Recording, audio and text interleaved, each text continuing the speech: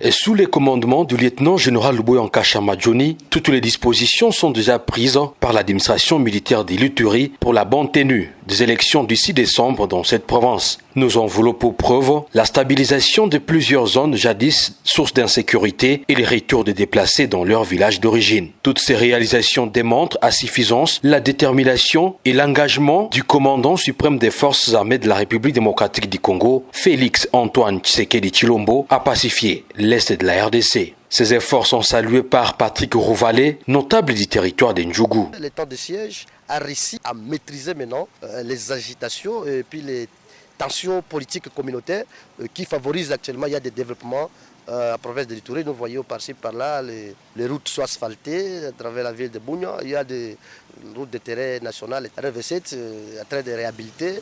Les gens circulent, c'est ça vraiment parmi tas d'autres avancées positives de l'état de siège à la province de l'Ituri. Par là, nous remercions sincèrement le chef de l'État, puis le régime spécial de l'état de siège à travers son gouverneur, le lieutenant-général Boya Kachama, qui sont en train de battre beaucoup d'efforts pour que la province de l'Ituri change et paie son image. Occasion pour ces dignes fils de l'Ituri d'inviter les groupes armés signataires d'actes de cessation des hostilités à demeurer dans la logique de la cohabitation pacifique de toutes les communautés de l'Ituri.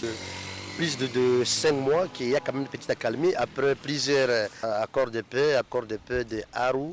J'espère qu'il y avait une petite accalmie qui reste encore maintenant de consolider cette accalmie-là jusqu'à la fin.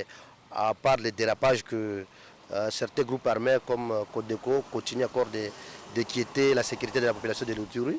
Donc nous appelons aussi à passer que la Codeco et d'autres groupes armés dans le territoire de Djougou déposent les armes pour permettre à la population de regagner leur village et d'évacuer librement à leurs préoccupations. Il n'est pas vraiment normal de faire souffrir leurs propres frères, nos propres populations congolaises. Ce n'est pas vraiment anormal de cela. La mise en œuvre de cette mesure exceptionnelle instaurée par les garants de la nation est porteuse d'espoir pour cette province riche en potentialités et renfermant des personnes douées d'un sens de développement et laborieuses.